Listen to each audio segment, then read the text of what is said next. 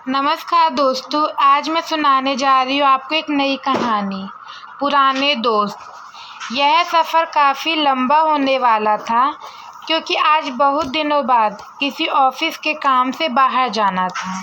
अभी गाड़ी का इंतज़ार हो रहा था क्योंकि ऐसा लग रहा था कि आज गाड़ी पीछे से ही देरी से आ रही है। लगभग आधा घंटा हो चुका था। तभी सामने से गाड़ी आती हुई नज़र आ रही थी।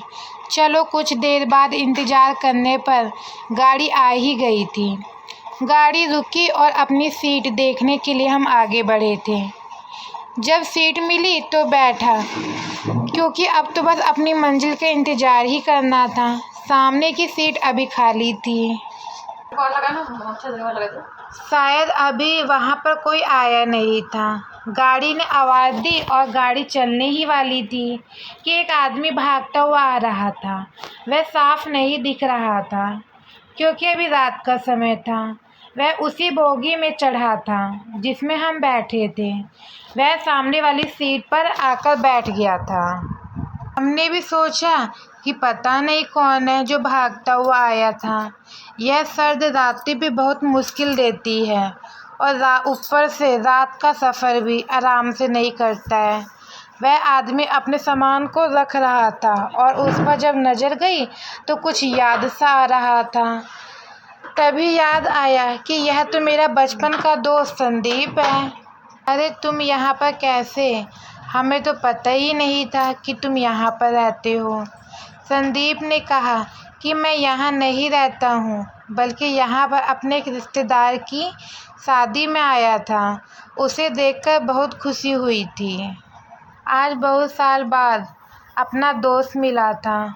उसके मिलने के बाद ऐसा लगा कि फिर से बचपन लौट आया हो। अब हम बड़े हो चुके थे।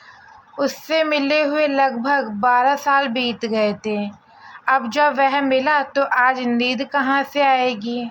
उससे मिलने के बाद बातें शुरू हो गई थी। संदीप से हमने पूछा कि बहुत साल से ना कोई पता तुम्हारा नहीं था, जबकि तुम मेरा पता जानते थे, मगर फिर भी नहीं आए, ऐसा क्यों?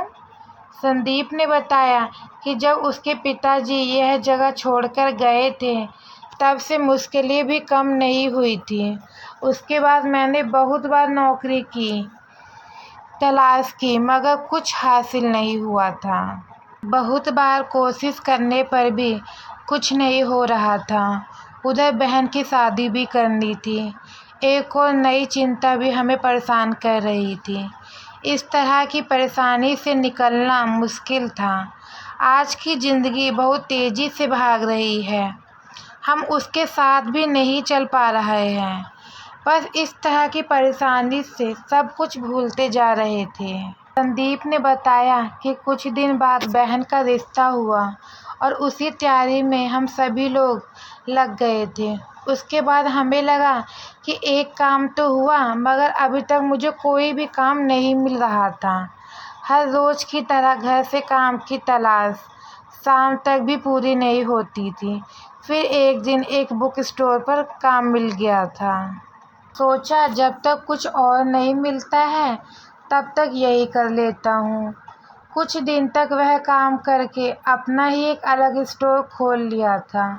उसके बाद शादी हो गई और जैसा कि सभी जानते हैं कि शादी के बाद बहुत सी जिम्मेदारियां बढ़ जाती हैं, उसी तरह की जिम्मेदारी बढ़ती जा रही थी। फिर बच्चों की जिम्मेदारी और इस तरह बहुत साल ऐसे ही गुजर गए थे। आज मैं एक शादी में आया था और आज तुमसे मुलाकात हो गई थी और यह सब मेरी कहानी थी। और अब सुनाओ, तुम कैसे हो और सब क्या चल रहा है? वह बचपन की यादें अभी तक याद आती है। भुलाना भी चाहो तो भी नहीं भुला सकते हो। संदीप की बातों से लग रहा था कि उसकी परेशानी बहुत ज़्यादा थी, इसलिए वह उन्हें कम करने की कोशिश कर रहा था। मगर इस कोशिश में वह अपने बहुत से साल बिता चुका था और इस तरह हम बातें करते हुए चले जा रहे थे। उसके बाद हमने आपस में फ़ोन नंबर लिए, क्योंकि इसके बिना तो कोई भी संपर्क में नहीं रह सकता है। जब गाड़ी स्टेशन पर पहुंची तो संदीप भी वहीं पर उतरा था जहां पर हमें जाना था। संदीप ने कहा कि जब भी काम हो जाए तो घर पर आ जाना, क्योंकि अब वह हमें अपने घर पर ले जाए बिना नहीं जाएगा। इसलिए जब ऑफिस का काम पूरा हुआ तो वह हमारे ऑफिस पर ही आ गया था, जिससे कहीं रास्ते में मुझे परेशानी ना हो। उसके बाद वह अपने घर ले गया था। दोपहर के बाद हमें वापस जाना था, इसलिए दोपहर तक उनके पास रुककर हम अपने घर की ओर वापस जाने लगे थे। जब घर वापस जा रहे थे तभी संदीप का मिलना भी याद आ रहा था। अगर यह ट्रेन ना होती तो हम शायद ही मिल पाते हैं। हम गौर नहीं करते हैं, मगर हमें सोचना चाहिए कि हमारे पीछे छूटे रिश्ते कभी भी नहीं भूलने चाहिए, क्योंकि यह ज़िंदगी इतनी बड़ी नहीं है। हमें जितना हो सके सभी को याद रखना चाहिए, लेकिन हम लोग यह सब भूल जाते हैं और जब समय नहीं होता है तो सब कुछ याद आता है।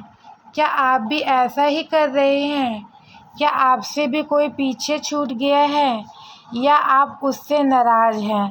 तो ऐसा मत करिए। हो सकता है कि गलती किसी की भी हो, मगर एक साथ रहें, यह अच्छी बात है। बहुत से बार हमें पता ही नहीं होता है कि क्या हुआ था, मगर हम कभी भी आगे बढ़कर यह नहीं सोचते हैं कि किसी न किसी को तो पहल करनी ही होगी, तभी झगड़ा बंद हो पाएगा और हम सभी एक साथ में होंगे। तो दोस्तों, मेरी आज की ये कहानी यहीं पर ख़त्म होती है। आपको मेरी ये कहानी कैसी लगी कमेंट में ज़रूर बताएं। अगर आप मेरे चैनल पे नए हैं तो मेरे चैनल को सब्सक्राइब करें, लाइक करें। आगे आपको ऐसी और कहानियाँ सुनने को मिलती रहेगी। धन्यवाद।